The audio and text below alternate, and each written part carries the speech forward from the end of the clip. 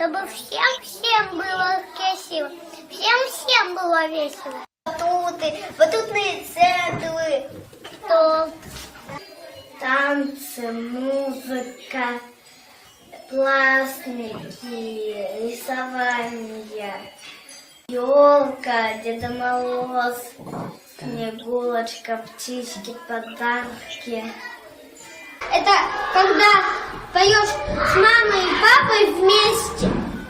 Тогда дарят подарки, что-то хорошее говорят, делают и поздравляют тебя.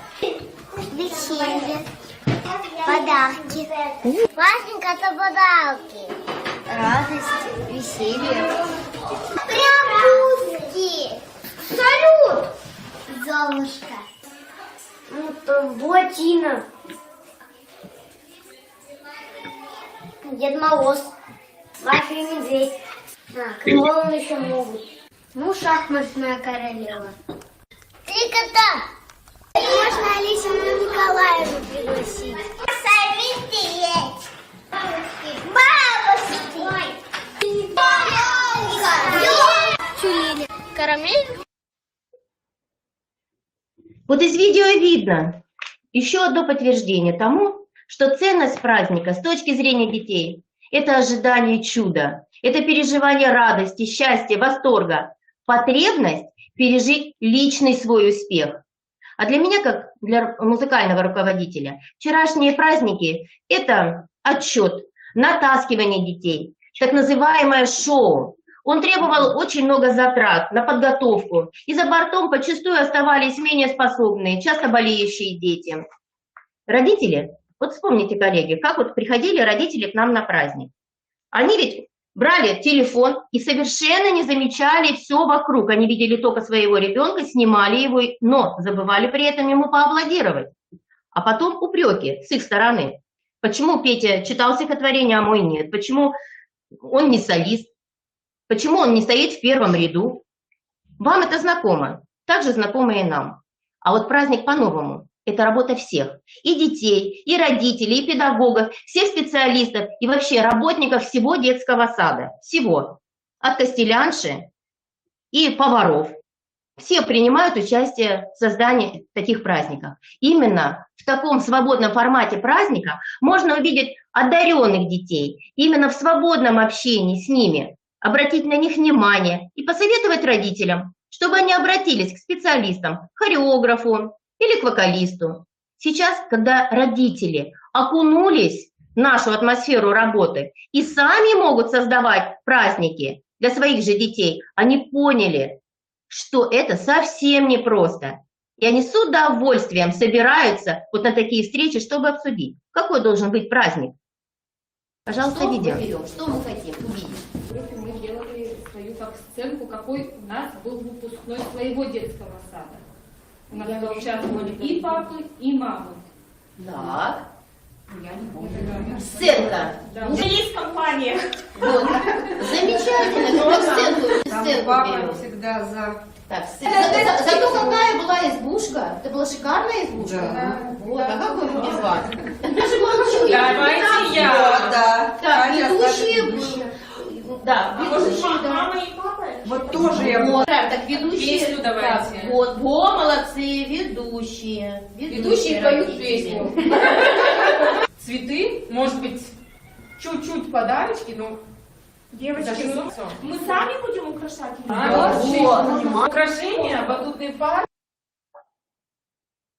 Вот мы изменили формат проведения праздников. И вот уже такой праздник, как юбилей детского сада, провели по-новому, без особой подготовки, за короткое время, с ребятами, педагогами, родителями, старшим воспитателем, директора детского сада. Была составлена программа мероприятия, сценарий вот, для всех возрастов. Так называемые бродилки. Распределили, кто что будет делать. Дети сообщили нам о тех героях, о которых бы хотели бы встретиться, кого хотели бы увидеть. Получился настоящий семейный праздник. В мероприятии участвовали все возраста, вот я уже об этом сказала, потому что малыши очень любят ходить в гости к своим старшим друзьям. И вместе с ними играть, петь, творить, что-то создавать, как единая дружная семья.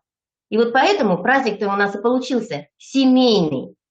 Жаль, что вот из-за пандемии, а это был февраль месяц, родители не могли присутствовать и вместе с ребятами играть, творить вот в наших мастерских.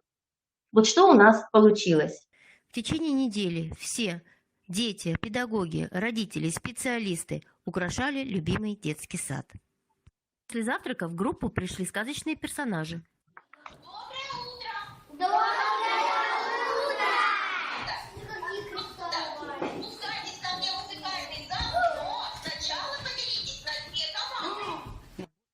Ребята получили опыт радостного общения со сверстниками, малышами, взрослыми, сказочными персонажами, с большой любовью и творческим настроением изготавливали атрибуты для игр в физкультурном зале и для шумового оркестра.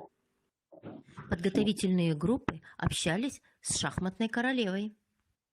В пункте «Витаминка» экспериментировали с настоящими бинтами.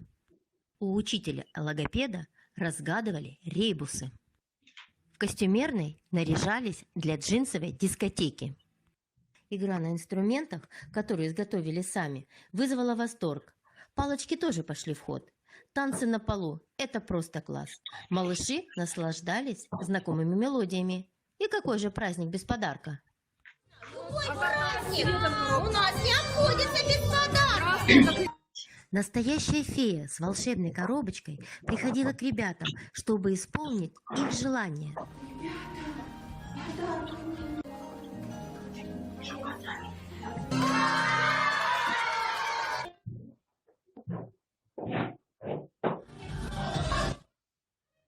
В зале пошел настоящий снег. Занавес открылся, и ребята увидели множество воздушных шаров, с которыми они еще долго продолжали веселиться.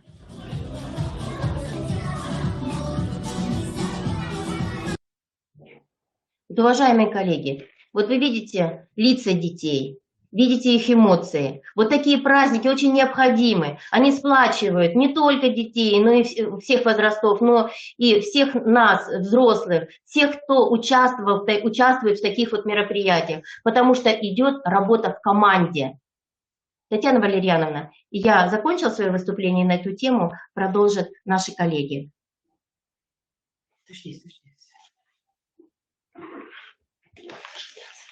Как бы все хорошо было видно и слышно. Людмила Юрьевна, скажите, пожалуйста, вот тот момент, который вы показывали у нас при презентации вашего детского сада, вы будете сегодня презентовать, да? Да, конечно, пожалуйста. Да. Ну, хорошо, ладно, тогда пусть продолжает. На Мария Степановна смотрю, да. Поэтому да, Мария Степановна, здравствуйте, уважаемые коллеги. Здравствуйте, уважаемая Мария Степановна. Ну, поскольку теперь я уже хорошо вас всех вижу и слышу, да, разрешите все-таки представить, потому что этикет позволяет нам это делать. До этого выступала Людмила Юрьевна Нестерович. Это у нас музыкальный руководитель детского сада номер 11 города Печоры. Сейчас у нас к разговору профессиональному подсоединяется Мария Степановна Попова. Это воспитатель этого детского сада, такой главный идейный вдохновитель, наверное, многих преобразований. И еще у нас будет Елена Львовна Новикова, тоже воспитатель. Поэтому вот я представила, Мария Степановна у нас еще по совместительству является призером республиканского конкурса «Воспитатель года» 2019, а это накладывает очень такой серьезный отпечаток на то, что эти люди, они у нас лидеры дошкольного образования. Все, Мария Степановна, продолжайте, пожалуйста. Да, я продолжу. И сразу хочу сказать, что я совершенно солидарна с Людмилой Юрьевной, что формат проведения вот таких праздников, он действительно облегчает подготовку к ним. Ведь раньше эта подготовка заключалась в постоянном заучивании текстов, стихов, песен. Как это происходило? Ребенку говорилось: все, переставай играть, иди ко мне, мы сейчас будем повторять стихотворение. И никого не интересовало, хочет ребенок этот данный момент или не хочет. А дети перегорали они внутри. Мы им диктовали все вплоть до эмоций. Ребенок танцует на сцене, а за сценой стоит воспитатель и показывает пальчиками: улыбайся, улыбайся. Всем, я думаю, вот эти моменты знакомы. А дети уже ждали не столько, когда наступит сам праздник, они ждали просто окончания этих бесконечных репетиций. Но вот когда праздник придуман ими самими, они ждут именно начала праздника, чтобы показать, чтобы каждый показал, как он может проявить себя. И вот тогда эмоции детей, они будут действительно настоящими. Новогодний праздник. Татьяна Валерьяновна сейчас сказала, что этот праздник, скорее всего, относится к той категории, которую должны придумать взрослые, чтобы было волшебство. Но у нас получилось не совсем так. Да, новогодний праздник – это волшебство. И если сценарий написан взрослыми, детки сидят на стульчике, и многие ведь из них получают стресс вместо удовольствия. Волшебство проходит мимо. Потому что ребенок, вот как сказала Людмила Юрьевна, ребенок сидит, и он боится забыть слова песни, он боится забыть текст стихотворения. А у нас получилось, что сценарий придумала девочка. Все началось совершенно спонтанно. Во время утреннего детского совета детской болталки дети делились, кто каким персонажем хочет быть на новогоднем утреннике. И тут Саша сказала, что «а я ведь знаю сказку про всех ваших персонажей». И стала эту сказку рассказывать. Вы не поверите, дети сидели просто завороженно ее слушая. Они вот это все переживали в себе. Они сами переживали каждый момент сказки. И потом, уже спустя день, когда мы вместе с Сашей стали с ее согласия записывать сценарий, потому что дети поддержали, они сказали, да, мы хотим, чтобы эта сказка была у нас как праздник. И когда мы стали с Сашей записывать сценарий, дети уже подсказывали. А им не надо было заучивать никаких ролей, не было ни одной репетиции. И вот тот момент, когда дети пришли на праздник, для них все действительно, это было волшебство, это было чудо, потому что все было вновь. Вот сейчас я предложу вашему вниманию видео, как эта сказка уже даже не придумалось, как записывался сценарий вместе с Александрой этой сказки. Многие видео будут сняты скрытой камерой, поэтому я накладывала фотографии на скрытую камеру, которые подтверждали то, что вот происходит в данный момент.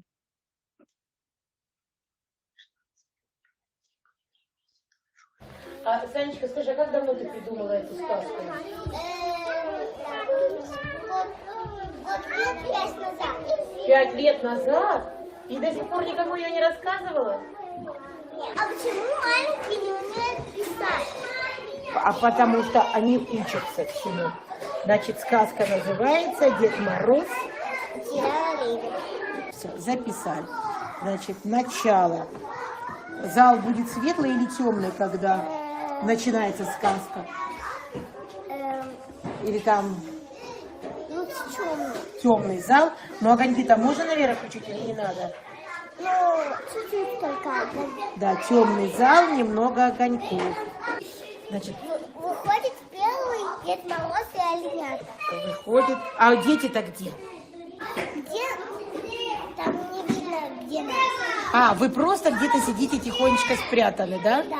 Да, детки спрятаны. А мы сегодня в музыкальный зал пойдем? Ну, конечно, если хотите, конечно, пойдем. Выходит Дед Мороз и оленята. И что же Дед Мороз говорит? Дед Мороз говорит, оленята, спите сначала, потом идут на дискотеку с другим оленятам. А Дед Мороз просыпается.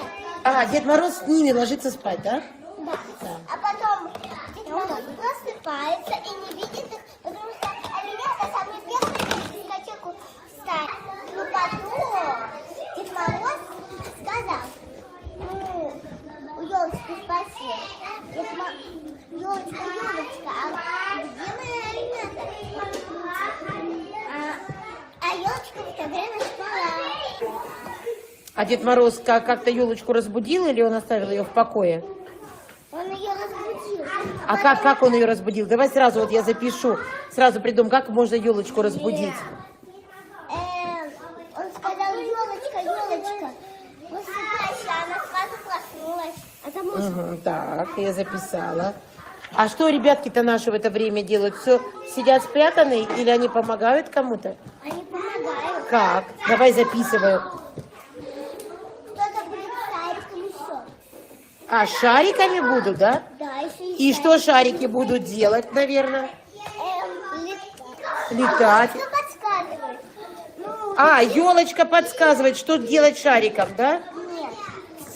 Елочка говорит, что под сказком есть, ну, садичек, и он подсказывает. Он туда и пошел, ну, там было прямо, налево и направо. И там был камень, под которым был садик. А, Он все. Смотри.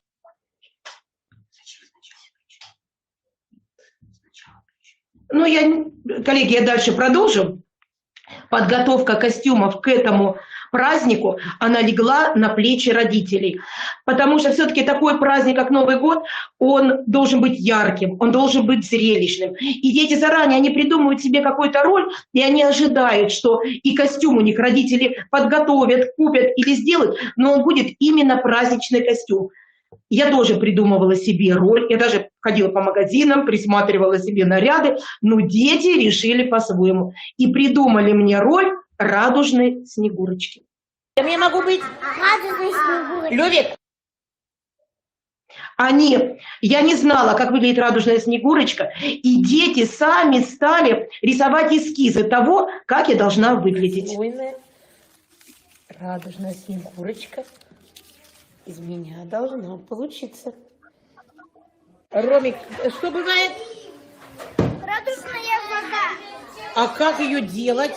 Сначала добавляют разные цвета, красные, синие и зеленые, и всякие разные другие желтые. И появляется радужная вода. И что этой водой можно украсить?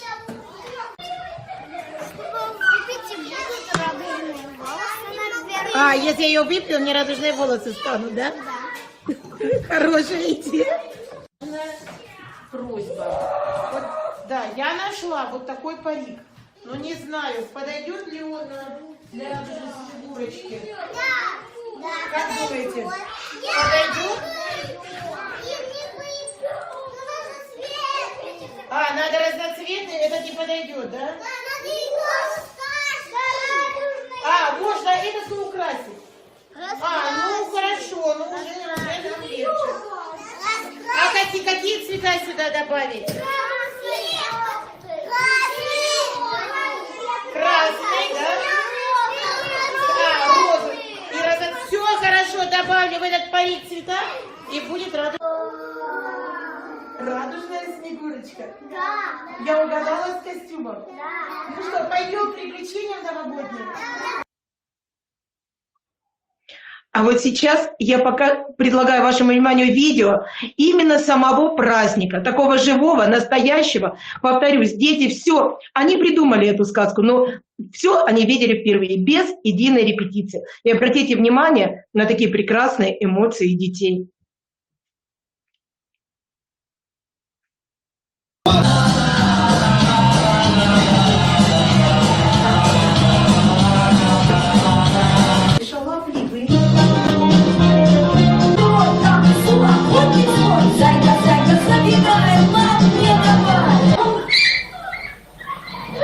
Это дети смеются.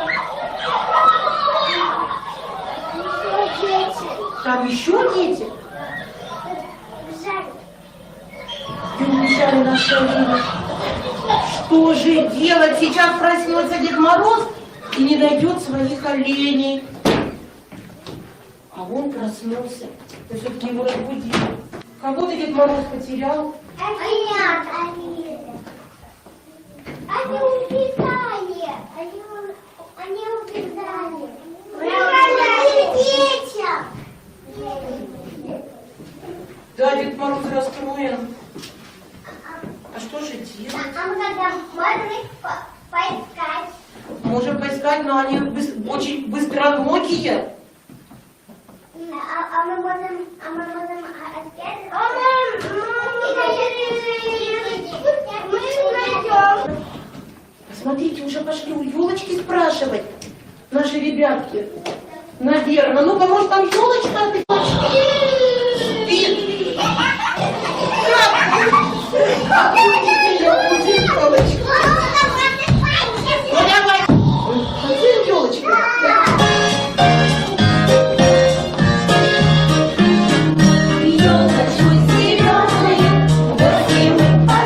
Или вы меня? Как здорово вы пели, стихи читали. Расскажите, какая помощь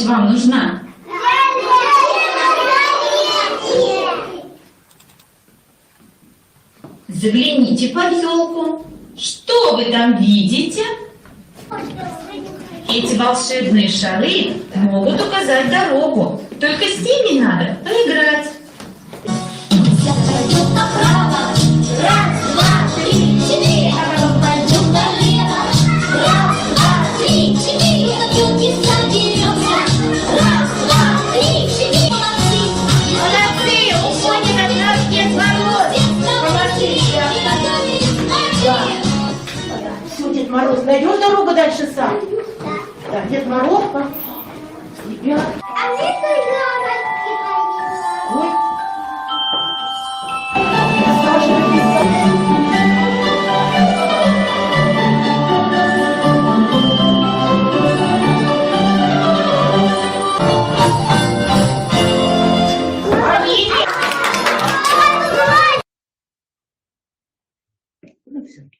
уважаемые коллеги, вот первое видео, оно было показано не до конца, и вот там был момент, когда дети, возник вопрос, кто будет оленями, а у детей уже у всех придуманы собственные персонажи, и они сами предложили, а давайте мы пойдем к детям другой группы и спросим, может они захотят быть на нашем празднике оленями, и действительно дети согласились, и вот вы как сейчас видели девочки с подготовительной группы, они чудесно сыграли свою роль. И вот сейчас я хочу отметить плюсы и минусы вот такого проведения. Основной плюс у нас был то, что Деда Мороза сыграл работник нашего детского сада. Дело в том, что всегда ведь Дед Мороз детьми воспринимается как мужчина. И когда мы приглашаем родителей наших, бывает такой минус, что родители, они стесняются сцены, они тоже боятся забыть какие-то слова, они теряются, приходится им подсказывать. А работник детского сада у нас, Геннадий Павлович, который постоянно приходит в наши группы, взаимодействует с детками, что-то с ними мастерит, он полностью импровизировал, он знает их детей, он отвечал на их вопросы, они с ними общались. И вот это огромный просто плюс того, что ему не надо было учить никаких слов, все шло на импровизации. Ну, я, наверное, закончила. Да, если нет вопросов, я передаю слово Елене Львовне.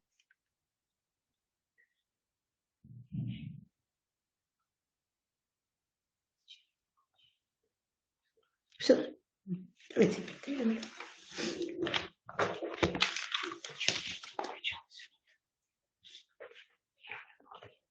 Добрый день, уважаемые коллеги. Я коротко расскажу о том, как родился наш праздник «Бумажная мода». Многие из вас знают, что в нашей группе живут ростовые бумажные куклы.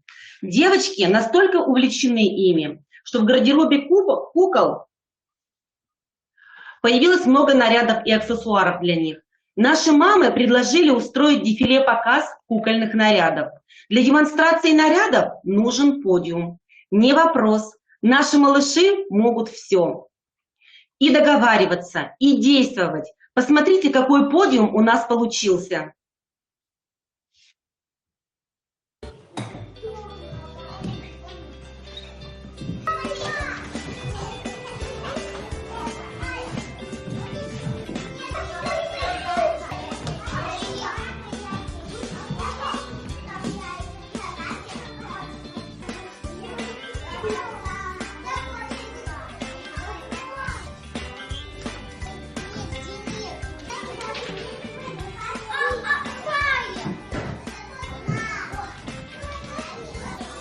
Что у вас получилось?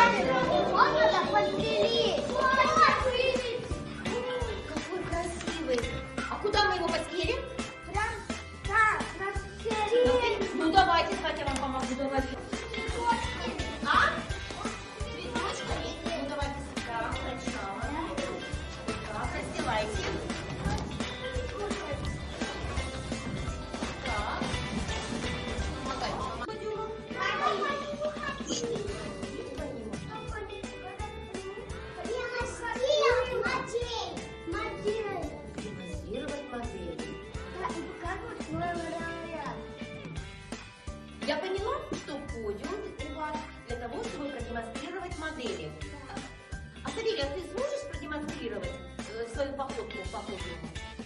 Пожалуйста. Это очень интересно.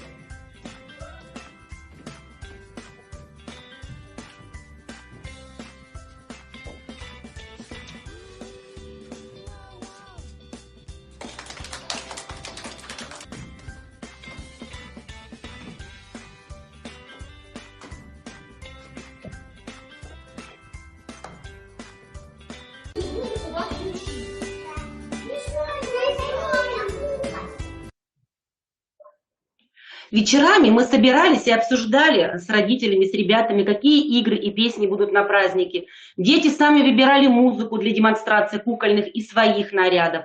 Все, что демонстрировали участники, было изготовлено из использованной ранее бумаги или обоев, оставшихся после ремонта.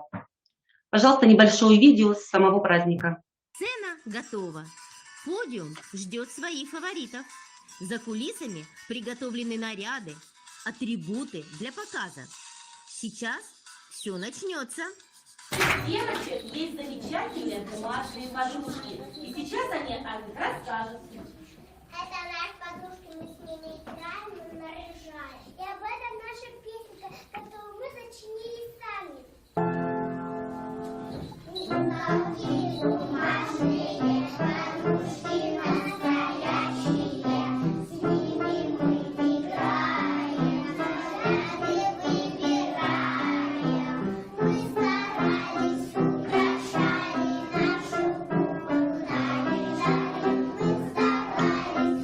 украшали нашу куклу, наряжали. На подиум приглашаются маленькие модницы со своими бумажными куклами. И показ начался. Платья, комбинезон. Такие наряды приготовили девушки для своих подружек. Далее на подиум вышли родители со своими моделями. С огромной любовью готовились шляпки, сумочки, юбочки. Выступали целыми семьями. Дефиле продолжили модели, демонстрирующие сказочных героев. Маляр и просто наряды, которые придумали сами дети.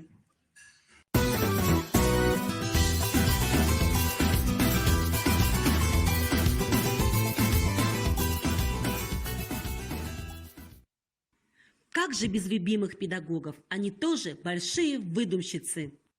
Песни, танцы, бумажный оркестр. Сегодня все из бумаги. Бумажные куклы, бумажный подиум, бумажные наряды и бумажный фейерверк. Мне как педагогу понравился такой формат праздника, когда все придумывалось и обсуждалось вместе с детьми, с родителями, с музыкальным руководителем. Нам не давали готового сценария, как это было раньше. У нас не было утомительных репетиций. Их не было вообще ни одной, именно на этом празднике. А сколько всего интересного произошло из одной простой детской идеи. У детей на протяжении всего праздника сохранялся эмоциональный подъем. Им было интересно, потому что взрослые поддержали то, что нужно детям. И сейчас я эстафету вновь передаю Людмиле Юрьевне. Уважаемые коллеги, мы говорим о праздниках. И вот наши наблюдения показали, что праздник можно проводить еще и в виде спектакля. Ну, почему бы и нет? Мы представляем наш опыт. Это спектакль, сюжет, который сочиняют дети. Как музыкальный руководитель могу сказать, что раньше я искала сама сюжет, распределяла все до мельчайшей подробности над работой над сказкой. А сейчас мы с огромным удовольствием слушаем ребят, их рассказы, истории, сказки, которые вдохновляют нас на работу с ними. Дети сами предлагают, что бы они хотели исполнить. То ли это танец, то ли это песня. Иногда слова сочиняют сами в группе. Ко мне приходят и просят, чтобы я сочинила мелодию. Или подсказала, какую мелодию можно использовать, чтобы получилась песенка. А иногда песни рождаются и при встрече со мной. Много очень творческих танцев. Используем также знакомые песни и танцы, которые были разучены детьми и с родителями, и в музыкальном зале. Не только дети, но и родители участвуют в постановке сказок. Родители – это огромный потенциал, это кладезь идей. Они сами окунаются вместе со своими ребятишками в детство, любят петь, танцевать. А как приятно танцевать вместе с папой и мамой. Вот я уже говорила, что музыкальный зал у нас может превращаться в мастерскую, где проходит детская деятельность по созданию декораций, атрибутов, и тут же может служить местом для небольших репетиций для родителей. Вашему вниманию вот небольшое видео. Маленькая, она говорит, это Чук и Гек пришли они свою сестру ищут, откроем им дверь. Я говорю, нет. А перед этим они еще поют песенку. Ну, баба, да. Вот когда идет мизосцена, там идет песенка со своей подружкой. Вот, которая помощница. Вот Карина, кстати, которая новая. Да, вот. Мы вам конфетки принесли, да?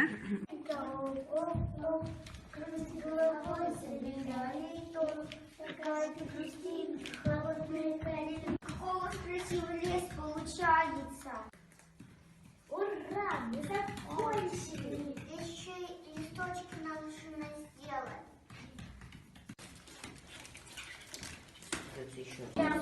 Вот здесь вот приклеивайся, так, держи.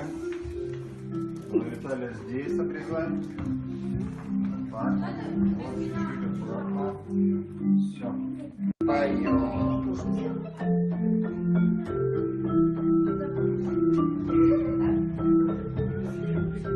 Очень волнительно, очень переживательно, это очень замечательно, одновременно, то, что вот дети, теперь понятно, как им приходится вот это все волнение переживать, как они развиваются творчески, все это необходимо им для дальнейшего развития.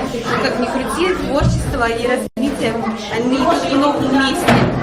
Спасибо всем вам, руководителям, за этот опыт, родителям совместно с детьми, кто приняли участие. Не буду выступать за хорошо. Детки меня поддерживают. Ребята, супер, все весело, вы все большие молодцы. Спасибо вам огромное за настроение. Вот какие замечательные эмоции испытывают родители, которые прочувствовали сам процесс подготовки таких вот спектаклей. Вот сложность только в том, для меня, что родители же не всегда могут прийти в детский сад утром на встречу со мной, что-то обсудить, и приходится работать сверхурочно. Но это только один минус. Мне нужно всегда держать руку на пульсе, так как подбор музыкальных произведений должен быть все-таки детским, понятным, гармоничным. И в этом выручает меня вот так называемый рюкзачок. Это мой опыт, это мои наработки, которыми я пользуюсь в любую минуту. Мне нравится работать в таком ключе, потому что за спиной у меня не только мой рюкзачок, но и опыт, и поддержка моих любимых коллег. Татьяна Валерьяновна, мы закончили. Коллеги могут продолжить? Я продолжу, уважаемые коллеги. Кто бы мог подумать, что дети в средней группе могут смастерить сами себе игрушки, декорации для сказок и даже костюмы. Смешного инопланетянина Чуку придумал наш Мироша. Остальные ребята решили, что Чуке нужны друзья. Так в нашей группе появилась игра, которую придумали и сделали дети. Пожалуйста, небольшое видео. Внимание на экран. Что ты рисуешь? Кто у тебя такой? Чука. Кто такой Чука? Инопланетянин. Чуки, Тузя и мама. Доносится от космических людей.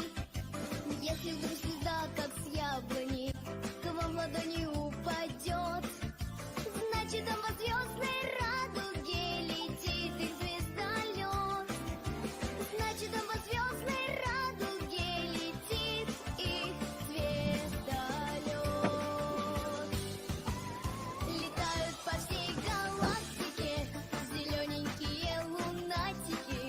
Не могут они никак с землею войти в контакт. Летают по всей галактике зелененькие лунатики. Не знаю, как вы, а я добавлю друзья.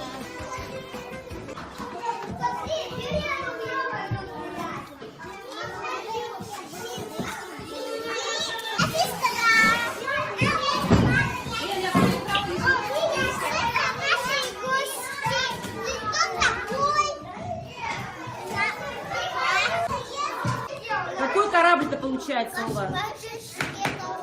Космический парад.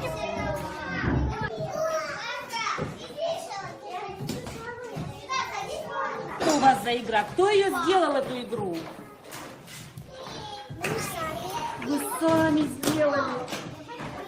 Эту игру сами, своими руками. Очень все быстро и легко.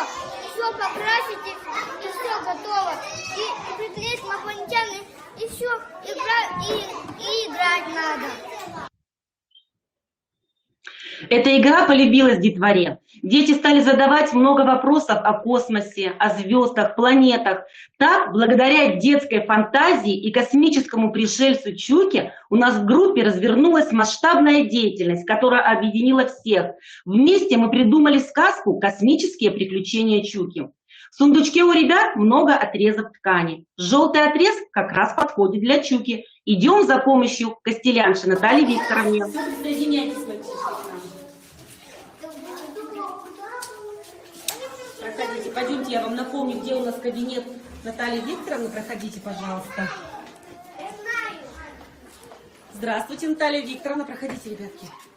Гости пришли. Нужен костюм Чуки. Хорошо. Какой костюм вам нужен? Чуки. Хорошо. Вы мне его покажете, как он выглядит? Да. Вот так. У него А много рук. У него много рук. Много рук. А зачем ему столько рук? Вот такой он должен быть. Хорошо, я постараюсь.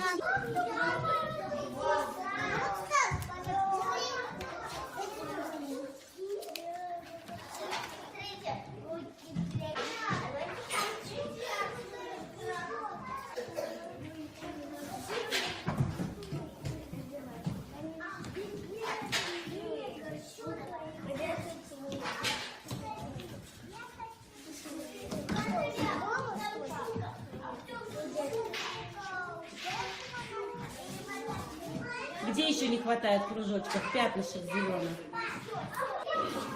Вы решили прямо на Мироше? Как ощущения, Мирош?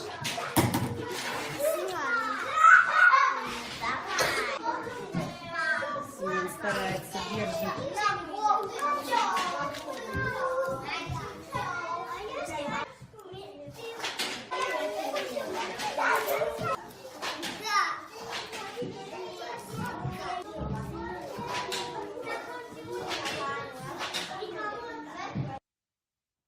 Все костюмы и декорации дети делали вместе с родителями, а некоторые и даже совершенно самостоятельно. Можно видео, пожалуйста, Ирина Владимировна?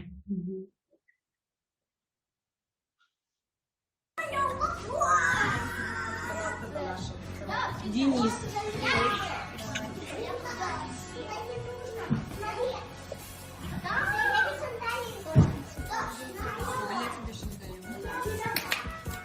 Вот, буква С, смотри, вот. Кто еще вылезает?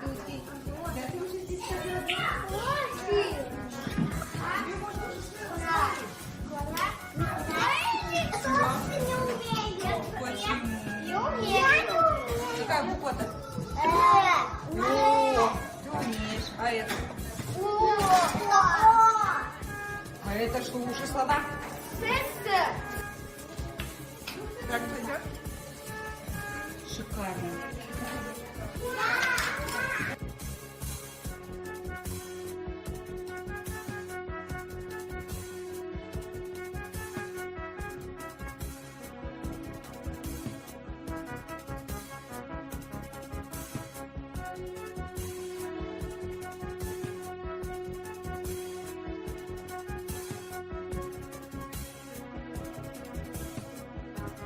Какие костюмы у вас будут, девчонки, замечательные? Конечно, стараются.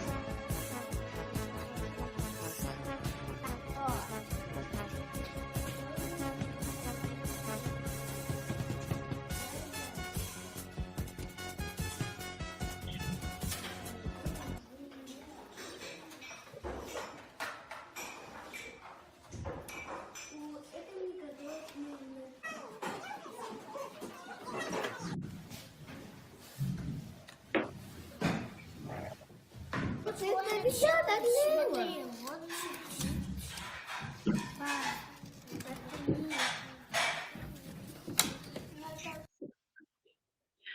Уважаемые коллеги, в следующем видео вы увидите, как наши мальчишки делали ракету к сказке. Небольшой сюжетик.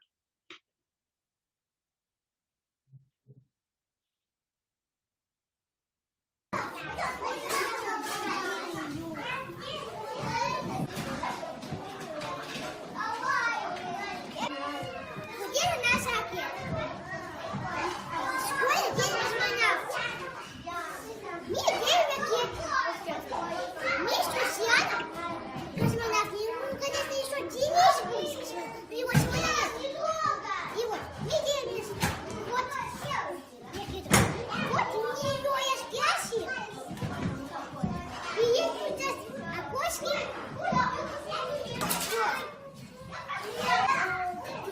Ракета как-то ваша называется, будете название придумать.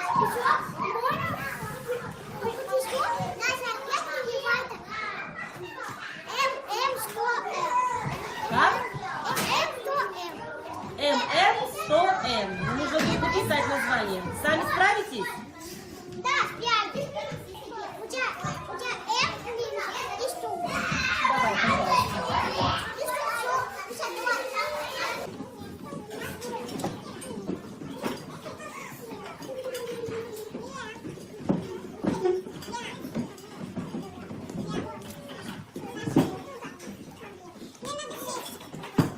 Это название ракеты. Кто придумал сам?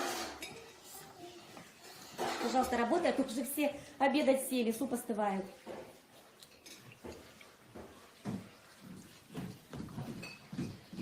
Может быть, ты сначала пообедаешь, Савушка? Хорошо.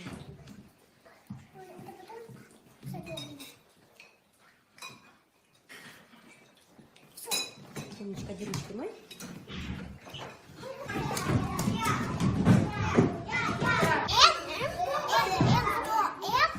Это зачищевка.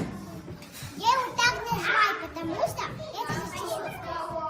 Шифровка. Не обязательно всем знать? Да? Да, это зачищевка, никто не знает. Только я могу сказать правду. На ушко скажешь? Я тихо скажу. Я зачищевка, эти вкусности. К спектаклю все готово. Благодарные зрители в зале. Премьера состоялась.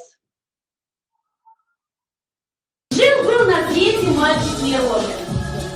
Он был веселый, любознательный, жизнерадостный. Одним словом, настоящий фантазер и мечтатель. А еще, ребята, он очень любит рисовать. Вот посмотрите, он опять что-то рисует.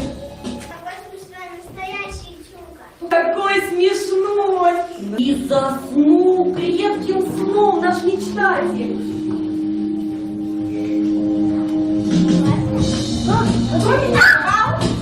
А вот и я. Не будите, не будите. Пусть помечтаю. Я космический пришелец Чука. Ой, ну вы ли меня? Похож? Да!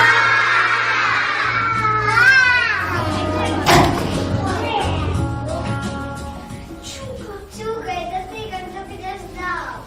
Я его случайно уронил, но он не разбился. Можем вместе посмотреть на звезды.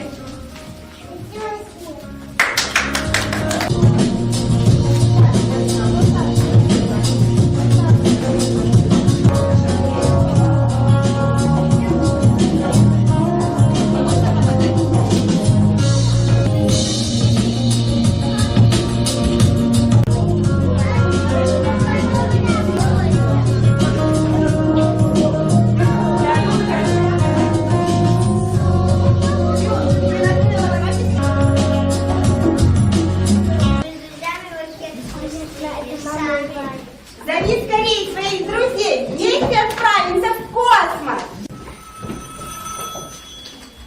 Давай, смелее.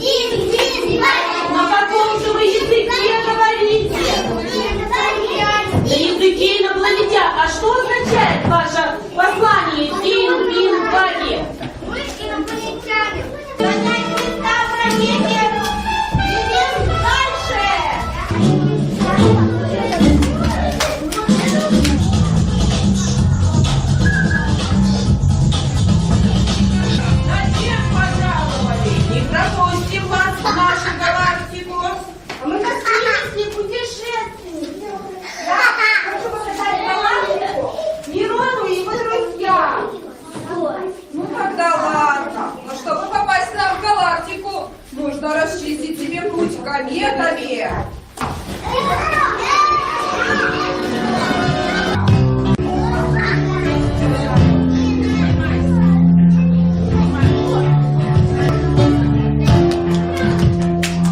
Все попали в наш галактик, да? А нам пора Счастливо оставаться. До свидания, Души, друзья, встретим нас и вас. Знакомы нас галактика, и праздник нас. Мы дружим, мы верим себе. Мы дружим, и тебе. Привет, наш чудо, и тебе. Ура!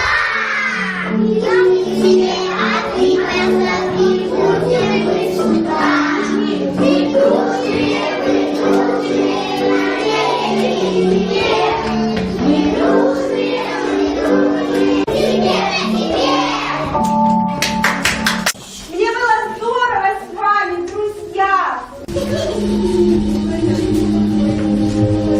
Какой ты хороший, Шука!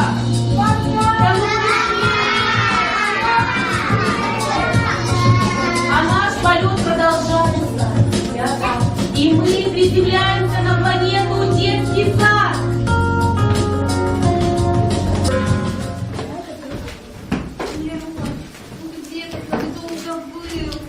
Мама, мы в гостях у Чуки. Опять вы со своими фантазиями.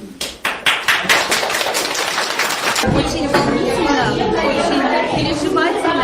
Это очень замечательно одновременно, то, что вот дети, теперь понятно, как им приходится вот это все волнение переживать, как они развиваются в творчестве, вот все это необходимо им для дальнейшего развития. Как ни крути, творчество и развитие, они идут в новом месте. Спасибо всем вам, руководителям, за этот опыт, родителям совместно с детьми, что приняли участие. Не привыкла выступать на сцене, очень хорошо. Детки меня поддерживают. Ребята, супер, все весело, вы все большие молодцы. Спасибо вам огромное за настроение. Класс! Уважаемые коллеги, как вы уже поняли, что все роли взрослые играли наши родители. Танцы звездочек и инопланетян, это была вот со стороны детей, это была полная импровизация на сцене. Тут немножко хочу указать на минусы, что родителям очень сложно импровизировать на сцене, они стесняются. И поэтому приходилось вот немножко репетировать, спускать их в зал, показывать, что у них заготовочки были в виде фраз. Вот мама, которая играла Чуку, она вообще отказалась от полной импровизации, было сложно вступать в диалог с детьми, то есть у нее тоже были заготовочки в виде фраз. Спасибо большое, уважаемые коллеги, я передаю слово Марии Степановне. Уважаемые коллеги, я хочу сейчас познакомить вас со своим опытом с постановкой детьми спектакля «Треугольный колобок». Этот спектакль был полностью импровизацией, и мое волнение, потому что такой опыт полной импровизации впервые, это был, пожалуй, один единственный минус. Остальное сплошные плюсы. Дети историю придумали сами, и они знали, какие примерно диалоги могут происходить между персонажами.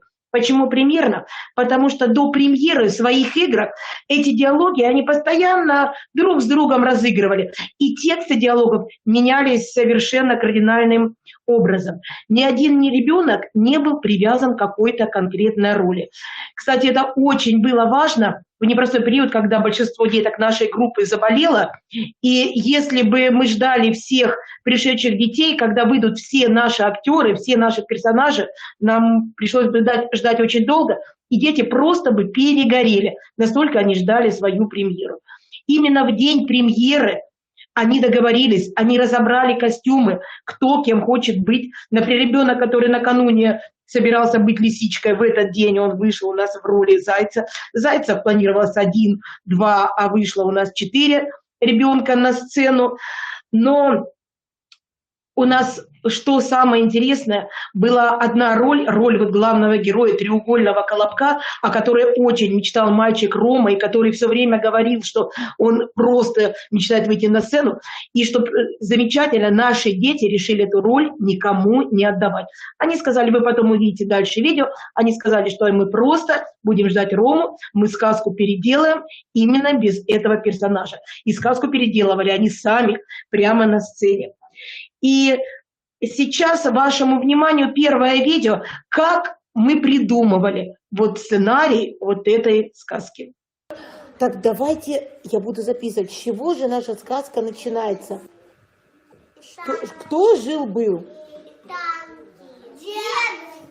Жил-был дедушка. Дедушка и бабушка.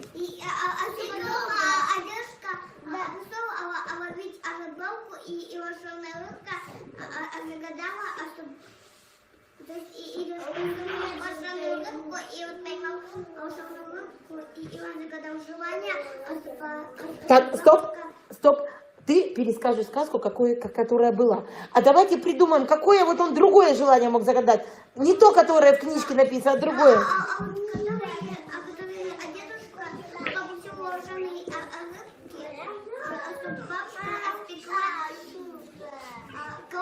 О, начало нравится? Да. Дальше. Рыбка исполнила его желание? Да. Она могла перепутать форму колобка. Перепутать форму. Вот, замечательная идея. И какой же формы колобок получился? Квадратный. Квадратный, да. А что дальше с колобком происходило? Потом стал треугольным. А, сначала квадратным. А как он стал треугольным из квадратным? А как он превратился? Вот, да.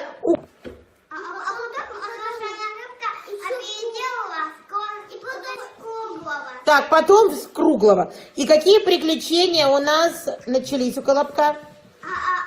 Потом он пришел, там зайчик. Так, пошел, встретил зайца. Потом он встретил Медведя. Страшного. Давай. Можно сказать, ты похож на толк. А. Да еще я придумал. Давай. Еще похож, что он на мяч. Я придумал. Что он похож и на печенье. А, медведь сказал, ты, колобок, похож на торт, на мячик и на печеньку. Ловушку. А какая, да, ловушку, чтобы съесть. А какая ловушка-то была? Какой они придумали ловушку? Можно туда деревья накидать еще сеном, и он упадет. А, яму сделали сеном, да? Упал в яму, он упал. Вот они придумали эту ловушку. И что они стали делать? Смотрите, как здорово, Клим придумал. Они сами упали в эту ловушку.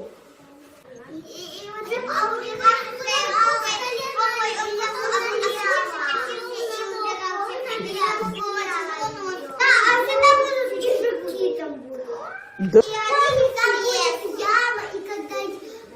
А жуки, получается, у колобка помощники?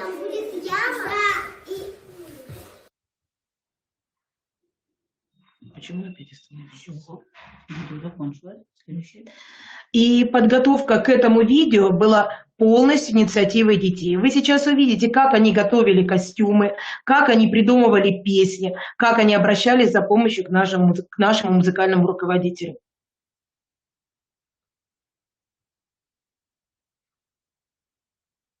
Видео не вот такие вот.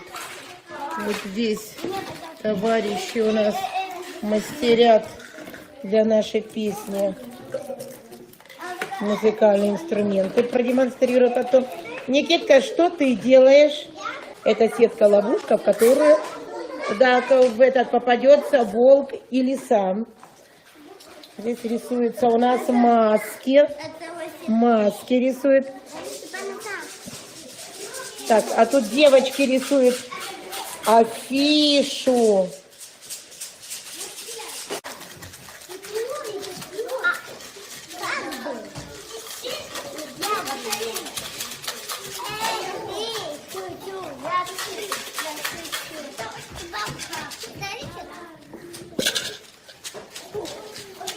Здорово.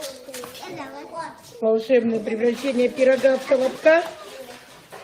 Никита, что ты делаешь?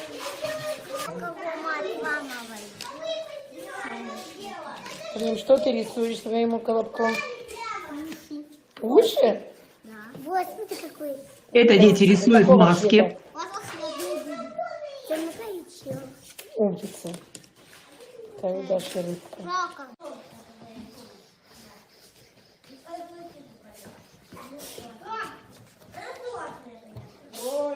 Я знаю, что вы песенку одну придумали, а песенку треугольного вашего колобка,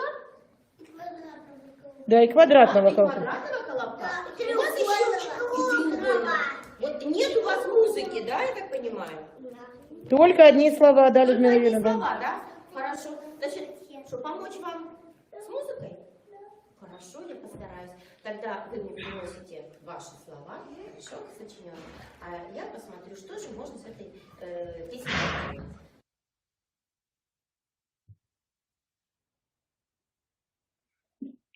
Вот такие маски у нас получились.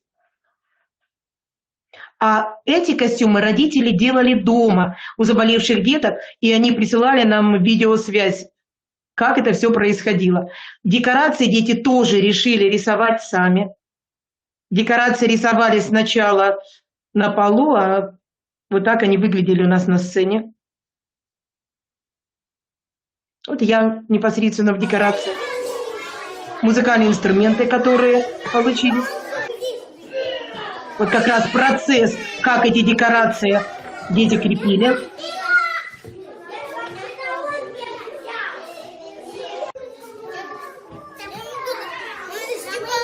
Да. Я могу этот шнурок сделать.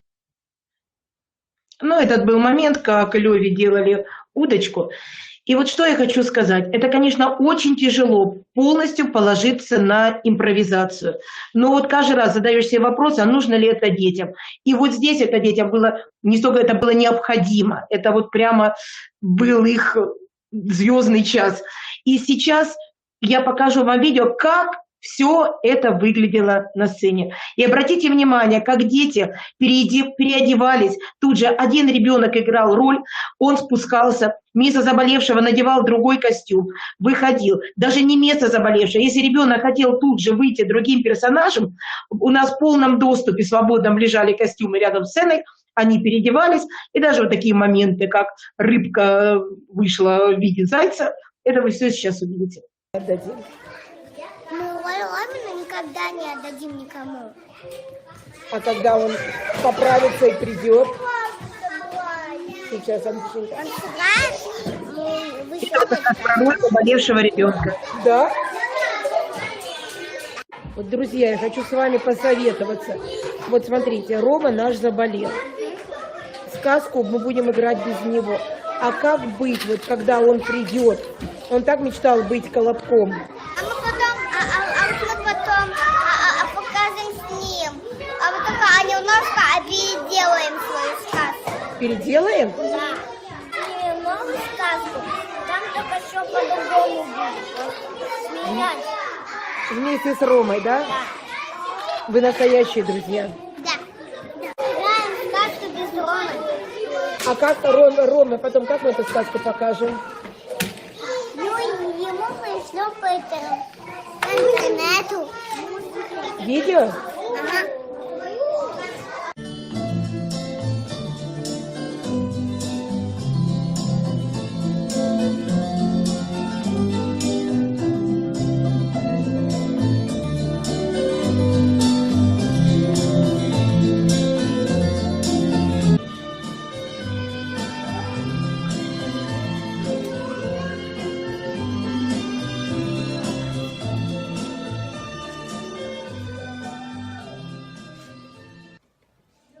Отпусти нас.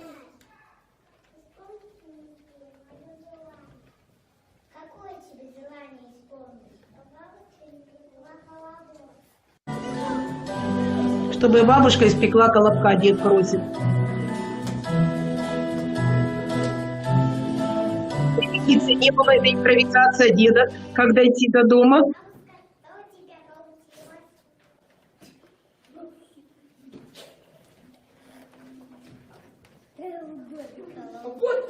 получился колобок, и говорит ему бабушка. Неправильный колобок. Расстроилась Бабушка сказала, что колобок неправильный. и отправились они спать. И побежал колобок по дорожке.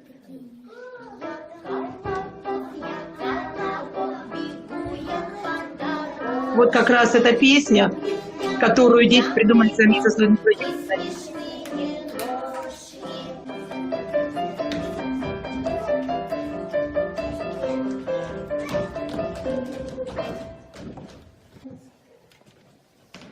Он обиделся, надулся. А зайцы стали... Ой, а можно продолжить видео? Нет. Я, уважаемые коллеги, я не знаю, у меня получается так, что все мои видео заканчиваются раньше времени, буквально.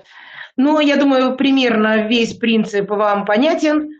Я готова сейчас ответить, и мои коллеги ответить на ваши вопросы. Я не знаю. Так, тогда я передаю слово Людмиле Юрьевне. Ну что, дорогие коллеги? Людмила Юрьевна, можно я несколько комментариев, да, пока по поводу увиденного? Конечно. Можно, да? Да. Во-первых, я хочу сказать, пока наши коллеги остальные думают, которые сейчас по другую сторону экрана, я, во-первых, хочу сказать вам огромное спасибо, Мария Степановна, Людмила Юрьевна, Елена Львовна, за то, что вы вот на таком правильном пути в плане поддержки детских идей. Вы так хорошо это нам сегодня показали. И вот, например, у Елены Львовны ведь такая прекрасная идея. Да, были ростовые куклы, которые родились спонтанно, да, которые жили в этой группе. Это вот кто еще не знает, я думаю, что Елена Львовна, она добавит мои какие-то слова, и вот этот вот праздник «Бумажная мода», это такой праздник случился как кульминация, да, всего того, что происходило в вашей группе с этими ростовыми куклами. Правильно ведь я понимаю, да? Да, то есть такой праздник, как именно событие, которое было очень важно для всех детей, это замечательно. Потом у Елены Львовны, смотрите, какая хорошая идея. Мальчишка придумал персонаж, вот этого пришельца Чуку. И посмотрите, вот здесь роль взрослого, и как Елена Львовна хорошо нам ее показала, как просто эта идея была подхвачена и, соответственно, развернута. И как они пошли костюмы делать. Я сижу, думаю, господи, сами не можем, кого-то попросим, да? И Костелянша пошла навстречу, и ткань нашлась. И прям тут же вот по модели, придуманной детьми, был сделан костюм. Поэтому вот, Елена Львовна, правда, так здорово, и такой праздник хороший у вас получился именно вот для этого персонажа космический, ко Дню космонавтики. Савелий ваш, конечно, шедевр. Это мальчишка, который делает ракеты, который фантазирует, планирует, да.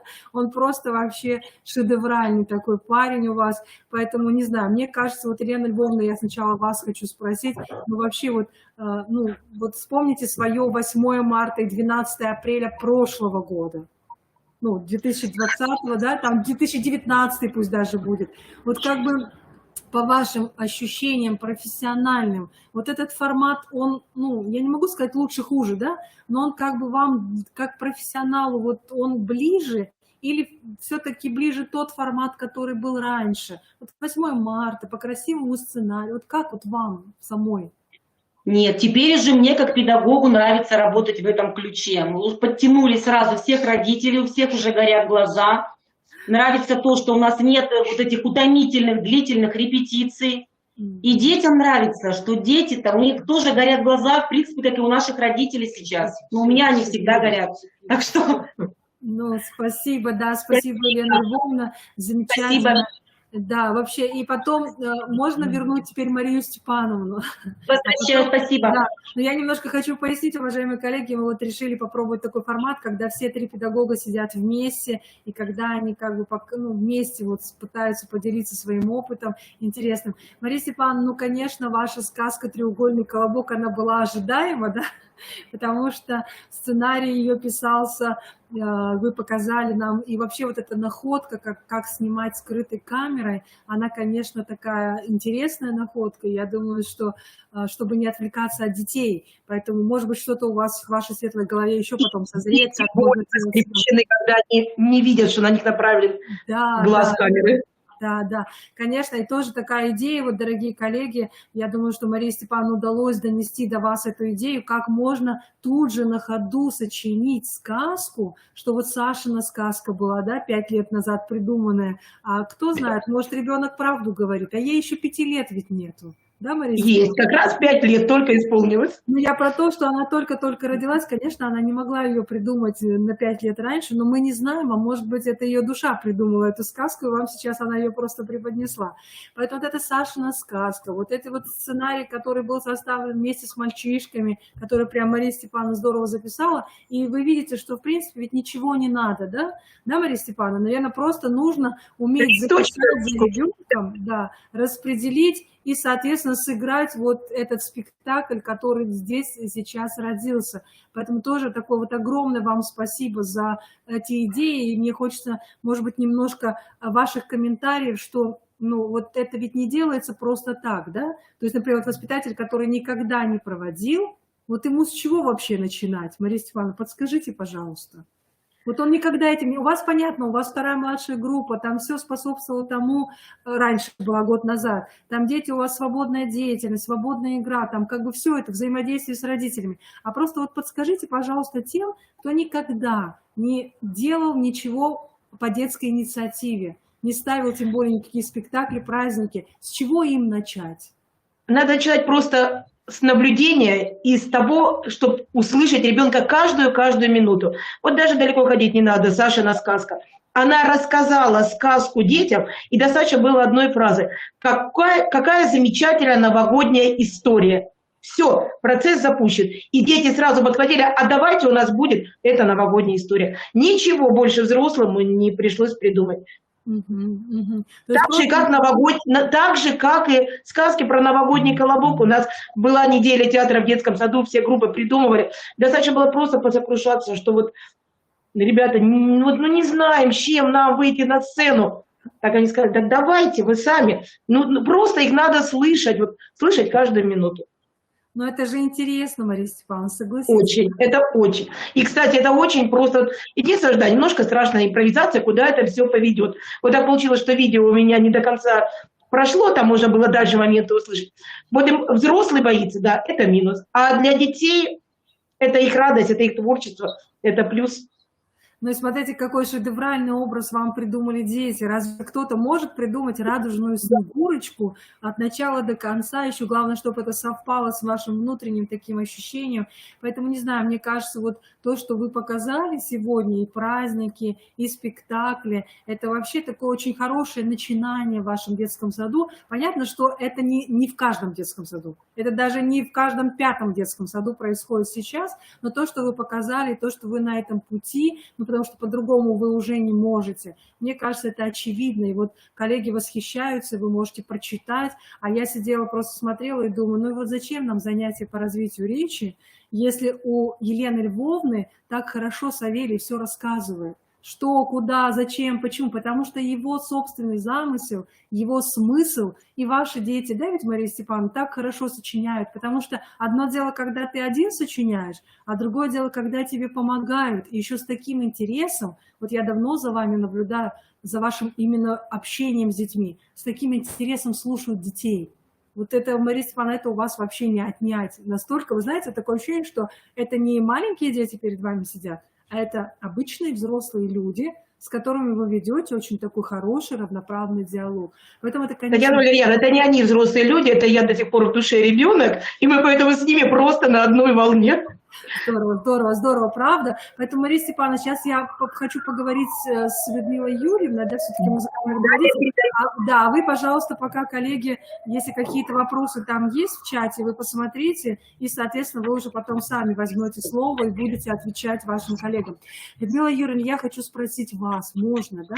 Потому что понятно, что и Елена Львовна, и Мария Степановна, они педагоги замечательные, они педагоги от Бога, и они как бы все вот это вот в современности, они сейчас очень хорошо уловили суть, идеи, и они как вместе с детьми двигаются. Я хочу спросить вас. Во-первых, мы вас хотим поблагодарить, и я думаю, что коллеги тоже вас благодарят за то, что вы так успешно, ну, как бы входите в этот процесс. Видите, вы как вот когда нужна ваша помощь, дети к вам идут, Дети просят вас помочь, музыку составить, слова там сочинить, что там, походку показать, да, на подиуме, с родителями вот совместный праздник обсудить. Вот за это, правда, огромная вам благодарность, потому что, ну, это я понимаю, что это не просто делать, но вы это делаете. Я хочу спросить немножко о другом. Людмила Юрьевна, вот смотрите, вы когда, ну, вот с этими группами вы ставите, ну, помогаете детям, а как это происходит с другими группами? С другими группами? Как это? С другими группами мы девочки пытаются тоже перейти вот на такие новые форматы, это удается. Ну, где-то в большей степени, где-то в меньшей степени. Вот вы тоже знаете, вот Баудер Наталья Ивановна, подготовительная группа, тоже сочиняют сказки и очень даже успешные такие. Я хочу просто, может быть, конкретизировать тогда свой вопрос. Вот смотрите, у Елены Львовны 8 марта это была бумажная мода, а у остальных групп что было? У остальных групп, у кого-то была концертная форма, но опять же у нас была пандемия. Понимаете? И поэтому девочки очень так вышли из этой, мы все вместе вот вышли из этой ситуации, были импровизированные, и танцы были импровизированные, у кого-то были сочиненные стихи, у кого-то были сочиненные песенки, тоже, ну как, я тоже помогала вот в этом, вот, и это мы дарили через онлайн-трансляцию. То есть правильно ли я вас понимаю, потому что все-таки раз мы работаем в рамках онлайн-школы, нам надо какие-то подсказки тем, кто с нами сейчас, все-таки давать. Получается, если вот с чего-то начинать музыкальному руководителю, ну, менять формат праздников, то вот по вашему мнению, с чего нужно начинать? Все-таки с введения каких-то импровизированных танцев или что, вот с чего нужно начинать? Сначала нужно привлечь родителей, объяснить им, почему мы сейчас работаем вот в таком для нас новом формате, как, ну, как педагогам. И родители тоже должны понимать, что требуется от них, потому что они полноправные участники всего процесса воспитания ребенка, ведь мы воспитываем их и развиваем, потому что творчество – это своего рода развитие. И как не из семьи, как вот это вот не из семьи, оно должно идти от семьи, а мы являемся поддержкой и помощью, и в то же время они нам большие-большие помощники. Хорошо, Людмила Юрьевна, еще хочу спросить, вот в принципе музыкальные руководители, это такие люди, они, ну, очень утонченные, потому что вы в музыке все живете, да, вы как бы пронизаны, и вы несете вот это вот прекрасное детям, и это замечательно. Вот скажите, пожалуйста, не сложно ли, ведь все равно дети приходили к вам в музыкальный зал, да, как бы, а теперь получается, ну, и вы давали им то содержание, которое было у вас, как у музыкального руководителя, потому что все-таки вы лучше знаете, что можно и важно для ребенка, поэтому вы и музыкальный руководитель. Вот как вам сказать, не обидно ли вам, что, например, сейчас вы этого не делаете в каких-то группах? Потому что нет, вы знаете, да, вот хотелось бы. Вот, вы знаете, когда приходишь к малышам в группу, и у них идет игра, это будет просто кощунство с моей стороны, ее игру взять и прекратить. Я прихожу и стараюсь туда вникнуть в эту игру, погрузиться вот в эту игру, и чтобы ее тоже не сломать, чтобы не навязать мне то, что хочу я. Вот. И я просто... Ну, вот, вы знаете, я лучше покажу это на видео. Небольшой, да, маленький фрагмент. Хорошо, да, есть. Да, да, как раз вот вхождение в группу. Хорошо, Людмила Юрьевна, сейчас... Главное не сломать их игру. Сейчас, секундочку, обязательно покажете. Я просто к тому, что вот нас сейчас смотрят музыкальные руководители, да, среди вот состава слушателей, участников онлайн-школ у нас есть музыкальные руководители. И здесь как бы они, я думаю, что немножко уловили для себя, что можно музыкальному руководителю включаться в постановку там праздника, да, разработку сценария, подготовку номеров, как бы немножко они эти примеры увидели для себя. И понятно, что мы не претендуем на истину в последней инстанции с вами, да, мы показываем то, что получается. А вот как бы как сейчас ведутся музыкальные занятия, вот сейчас мы об этом, да, хотим немножко вам, дорогие наши музыкальные руководители, на примере опыта Людмилы Юрьевны немножко хотим об этом показать и рассказать. Поэтому, Людмила Юрьевна, вам слово, я ухожу из эфира, поэтому вот этот кусочек, пожалуйста, раскройте нам. Хорошо. Ну, вы знаете, что сегодня моя работа не ограничена работой только в музыкальном зале. Я провожу и в группе музыкальные занятия. Но они сейчас не занятия, а просто как деятельность моя, как музыкального музыканта. Очень часто приходишь на группу к малышам, а там вот действительно происходит игра. И чтобы вот ее не сломать, я вхожу, погружаюсь в эту игру. И самое главное, не переусердствовать, не переборщить, не навязать свое, не сломать ситуацию, а или продолжить, или поддержать их игру. И вот здесь меня выручает просто мой голос, который всегда со мной. Я песенки могу напеть и просто акапельно. А если нужно, то всегда со мной есть мобильная колонка.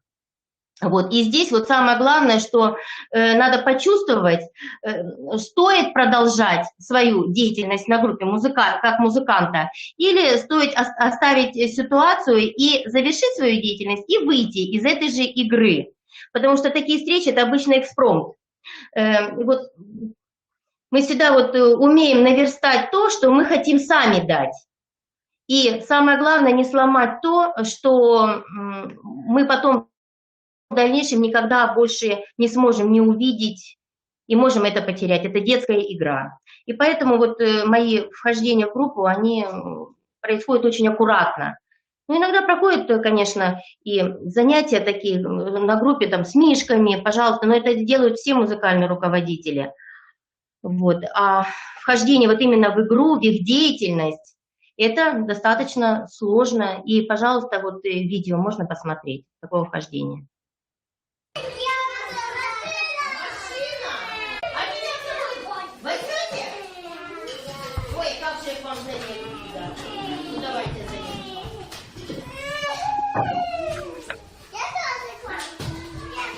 Держите рули, поедем. Держите, разбирайте.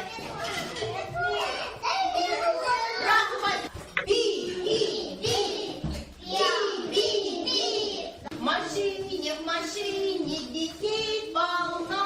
Поехали, дети глядят в окно. Би-би-би.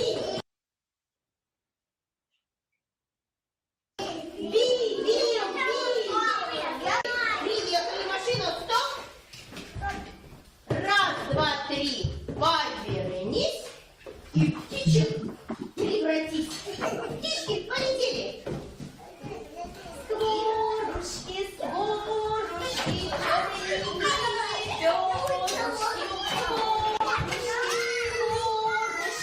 черненькие перышки. Где наше солнышко? Греет солнышко, быстрей, прилетайте поскорей. Поехали дальше. В машине, детей полно. Не вся группа ребятишек к нам присоединилась, потому что у них в этот момент был построен лабиринт из стульев. Часть детей бродила по стульям. А кому было интересно, вот играли в этой картонной машинке. И, конечно, это самая благотворная пора, где музыкальную деятельность можно проводить прямо на улице.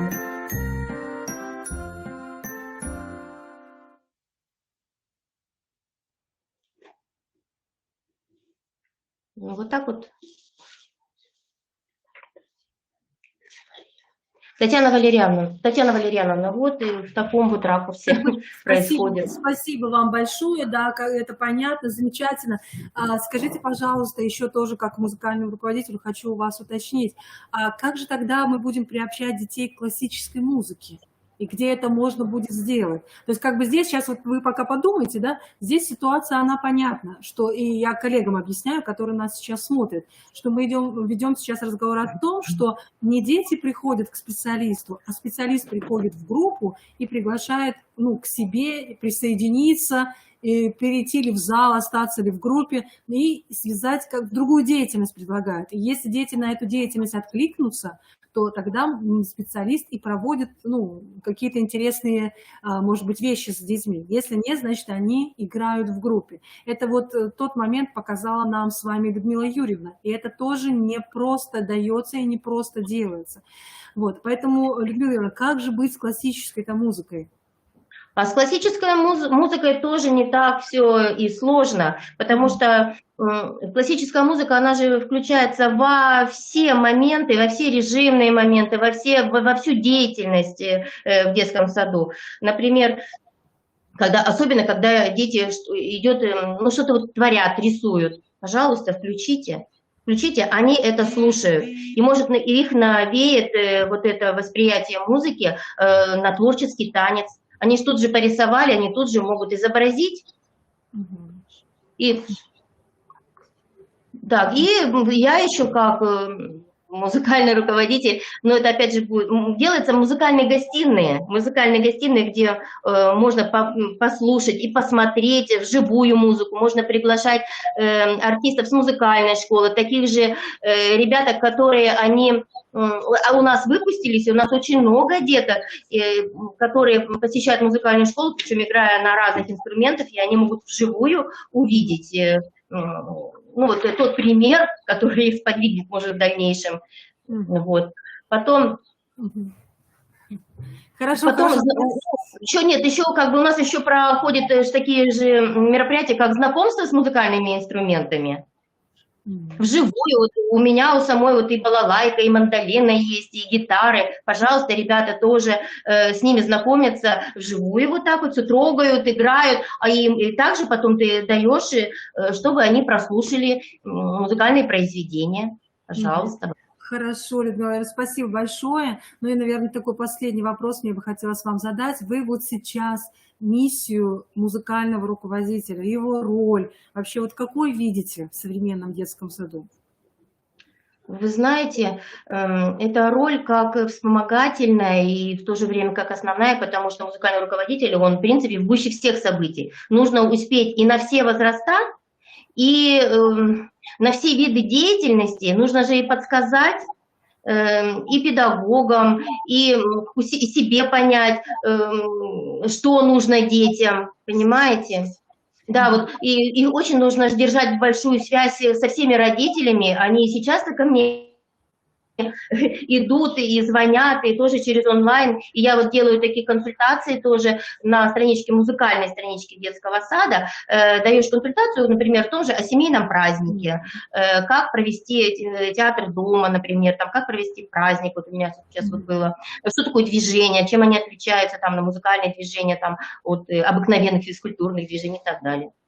Такие ситуации. Хорошо. Людмила Юрьевна, а бывали ли такие случаи, например, у вас в детском саду, когда либо вы не соглашались с идеями воспитателей, да, либо они не соглашались с вашими идеями? Вы знаете, у нас идут споры, конечно, это же как мы же живые люди, вот, и поэтому мы все время говорим о том, что у нас один коллектив, у нас одна команда, и мы можем договариваться, мы же все плюсы, минусы все собираем и коллегиально решаем, в каком формате нам идти дальше. И причем ведь на каждой группе у детей, у педагогов есть свои идеи, которые, в принципе, они в ней несут.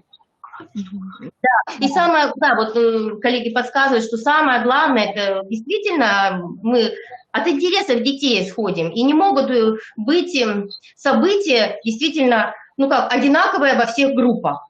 Да, это получается как навязывание вот этого всего. Мы от этого уже давно отошли, если честно, мы уже год уже так не работаем. И у нас действительно, вот если у меня 8 групп, вот у меня 8 праздников, 8 каких-то мероприятий. И это все надо держать в голове, и это все нужно фиксирую и так фиксирую.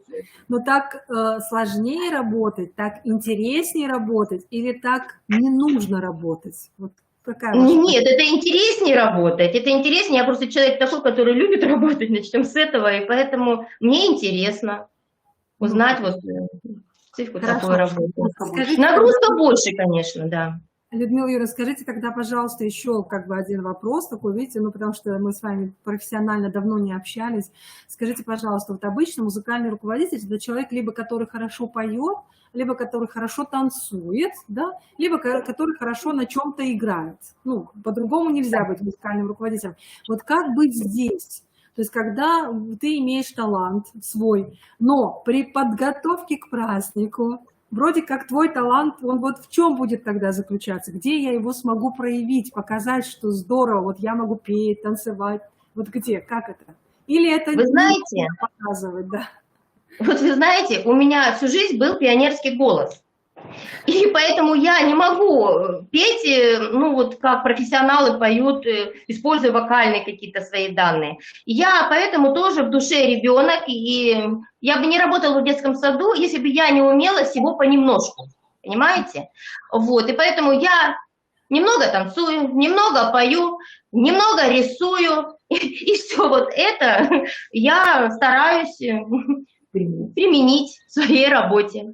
Спасибо большое за вашу профессиональную позицию, потому что я знаю, что у нас среди слушателей есть наши участники тоже инновационной деятельности с великолепными голосами. И вот тоже мы как бы, когда с ними ведем разговор, что всегда говорим о том, что музыкальный руководитель, он ведь не только на музыкальных занятиях, не только при подготовке к праздникам, да, он в любой момент жизни группы может быть с этими детьми.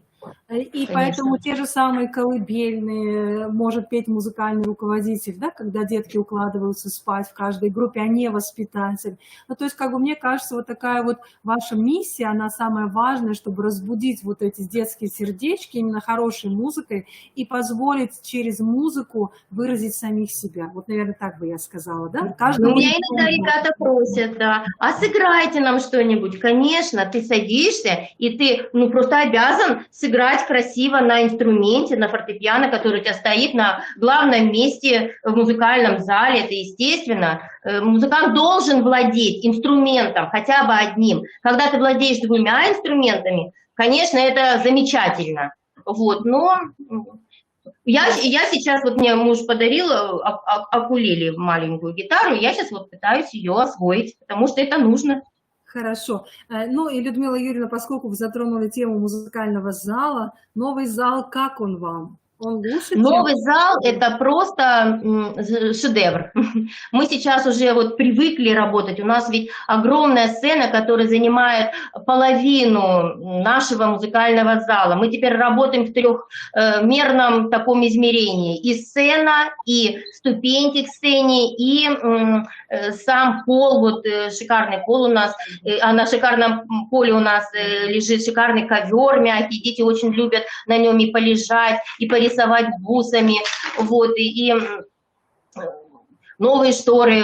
В общем, зал у нас сейчас шикарный.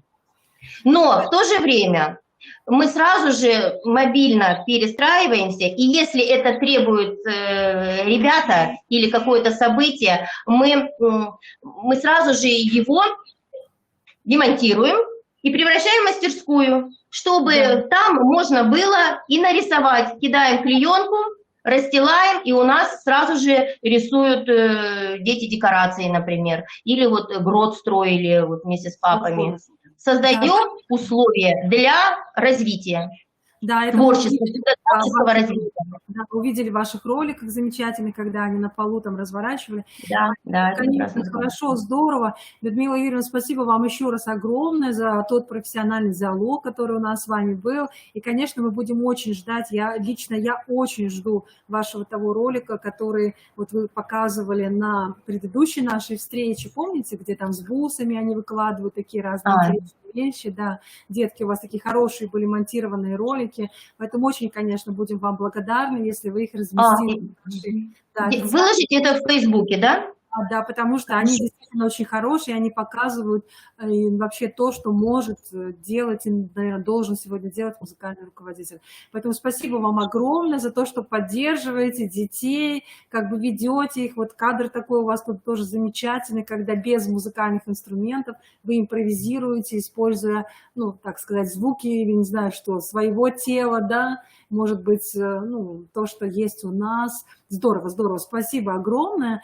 Ну и можно как-то вот вас увидеть втроем, или это вообще невозможно сделать? Сейчас сделаю. Сейчас технику. Да, ну я понимаю, что технически, да, возможности очень разные, уважаемые коллеги. Да, вот еще раз давайте посмотрим. Что-то ушло. Сейчас, одну минутку. Ничего, ничего, уважаемые коллеги, еще раз, да, пожалуйста, посмотрите на наших замечательных коллег из города Печоры. Мы вот Елена Львовна не видно. Мария Степановна, Елена Львовна и Людмила Юрьевна. Это те коллеги, которые идут вообще по инновационной деятельности вместе, за их там спинами, рядом с ними еще весь педагогический коллектив. Поэтому, уважаемые коллеги, огромное вам спасибо. Елена Львовна, Мария Степановна, Людмила Юрьевна, Ирина Владимировна, которая за кадром, Светлана Анатольевна, руководитель этого детского сада. Спасибо за то, что всегда все пробуете, всегда делаете очень интересные вещи, живете в очень хорошем таком ритме, интересном, поэтому не надо сбавлять такой темп, ритм, не в плане проведения наших встреч, нет, ни в коем случае, а именно в плане того, что происходит интересного в жизни ваших детей. Поэтому спасибо от всех, от нас, от профессионального сообщества, огромное спасибо, и за эту встречу персональное спасибо. Я думаю, что Мария Степановна, наверное, мы сейчас анонсируем, да, следующую нашу встречу, да, Мария Степановна? Да, можно анонсировать. Да, которая состоится уже послезавтра, 23 апреля. Дорогие коллеги, мы все вас приглашаем на следующую нашу встречу, которая будет посвящена отдельно авторским мастерским Марии Степановны Поповой. Вы ее видите у себя на экране. И воспитателю детского сада номер 11, конечно, при большой поддержке всех тех коллег, которые рядом с ней, потому что Мария Степановна у нас является призером, почти победителем, как я называю, республиканского конкурса «Воспитатель года 2019». А с понедельника, с 26 числа у нас начинается республиканский конкурс «Воспитатель года 2020».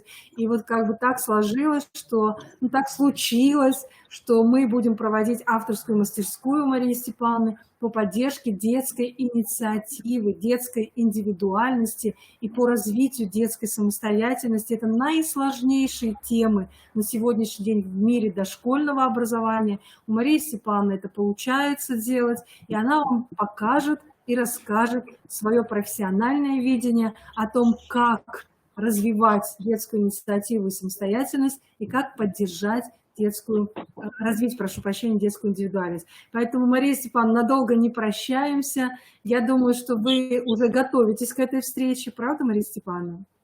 Начну сегодня. Все вместе готовитесь к встрече. Я думаю, что нам обязательно удастся показать ее, потому что, конечно, без разговора о преобразовании среды, без разговора о свободной игре, я думаю, что разговор о поддержке детской инициативы, самостоятельности и индивидуальности, он просто не может сложиться. Поэтому, уважаемые коллеги, мы еще раз вас приглашаем. Ну и теперь в завершении нашей встречи я передаю слово в Печору. Все, что считаете сейчас нужными по праздникам, по теме нашей встречи, уважаемые коллеги, Елена Львовна, Людмила Юрьевна, Мария Степановна, в завершении, пожалуйста, скажите для всех тех, кто вас слушает. Пожалуйста. Дорогие коллеги, мы вам представили два формата проведения культурной досуговой деятельности, которые мы применили в работе с детьми. Мы стараемся уйти от обработки, от длительных репетиций, но мы пробуем. Но мы уже сейчас видим, что это интересно детям. Мы наблюдаем живые улыбки, искренние эмоции, интерес к спектаклям, к нашим праздникам. Родители стали ближе, легко вступающие в диалог. Они, как их дети, искренне восхищаются от того, что могут участвовать вот так просто в процессе совместного создания праздника. Спасибо, уважаемые коллеги. Спасибо, уважаемые. Спасибо, дорогие коллеги наши печорские, спасибо, правда, огромное, потому что столько много вы сделали за эти 2 года, и вообще, я не знаю, это потрясающе. Некоторые за 5-10 лет не проходят такой путь, который вы прошли за 2 года, но я всегда говорю, значит, внутренне вы к этому все были готовы. То есть ваш коллектив, и просто вот обстоятельства сложились так, что, ну вот так вот.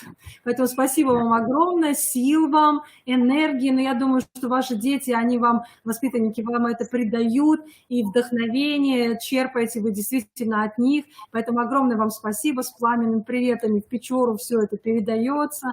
И до следующей встречи в пятницу. В пятницу мы уже встречаемся. Поэтому можно отключаться. Спасибо. До свидания. Наши приветы теплые вам, да. Ну вот так, уважаемые коллеги, мы работаем с нашими инновационными площадками. Я безмерно благодарна каждой инновационной площадке, потому что и на встрече есть наши представители из разных детских садов. Вы все действительно очень уникальные, очень интересные. Кто-то просто готов к такому разговору, например,